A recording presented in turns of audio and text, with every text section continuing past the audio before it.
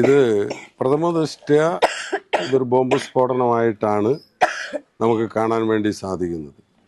ഇനി ബാക്കി എന്താണെന്നുള്ള കാര്യം അതിൻ്റെ പരിശോധന നടത്തി അത് കണ്ടുപിടിക്കേണ്ട അവസ്ഥയാണ്. അവർ എൻ്റെ സ്ക്വാഡ് വരുന്നതേ ഉള്ളൂ എന്നുള്ളത്. അപ്പോൾ ഇതിനകത്ത് CCTVയിൽ വളരെ വ്യക്തമായി എറിയുന്നതും കാര്യങ്ങളെല്ലാം വളരെ വ്യക്തമായി കാണുന്നുണ്ട്. അപ്പോൾ അതുകൊണ്ട് ഇത് ശരിക്കും ഇവിടെ അങ്ങനത്തെ ഒരു പ്രശ്നമൊന്നും ഇപ്പോൾ ഇവിടെ ഇല്ല. അപ്പോൾ ഒരു കലാപം സൃഷ്ടിക്കാൻ വേണ്ടിയുള്ള ബോധപൂർവമായ ഒരു ശ്രമം ആണ് ഇവർ നടത്തിക്കൊണ്ടിരിക്കുന്നത്. ഇതിനകത്ത് എന്തിനു വേണ്ടിയാണ് ഇത് ചെയ്യുന്നത് എന്നുള്ളതാണ് ഞങ്ങൾക്ക് മനസ്സിലാകാത്തത്. കാരണം ഇന്നലെ രാവിലെ നിങ്ങളെല്ലാം കണ്ടു, ഇന്ന് പുലർച്ചയ്ക്ക് മന്ത്രി വളരെ സുഖകരമായി ബൈ കാറിലാണ് തിരുവനന്തപുരത്തേക്ക് പോകുന്നത്.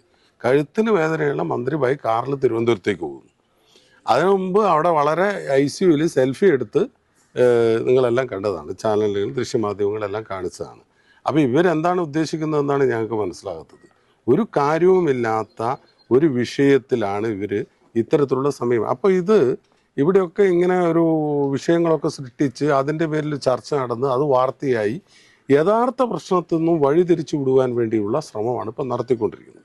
കാരണം വധശ്രമത്തിന് കേസെടുക്കും. നിങ്ങൾ എല്ലാവർക്കും ഇതാരും ദൃശ്യമാധ്യമങ്ങൾ കാണുന്നവരല്ലേ, സോഷ്യൽ മീഡിയ ചെയ്യുന്നവരല്ലേ, എല്ലാവർക്കും കാണാമെന്നുള്ളൂ. അവരുടെ ആ ദൃശ്യങ്ങൾ CCTV റെയിൽവേ സ്റ്റേഷനിലെ CCTV ഉൾപ്പെടെ കണ്ട ആ ലേഡിയുടെ ആ മന്ത്രിയുടെ അടുത്തേക്ക് പോലും ആരും പോയിട്ടില്ല.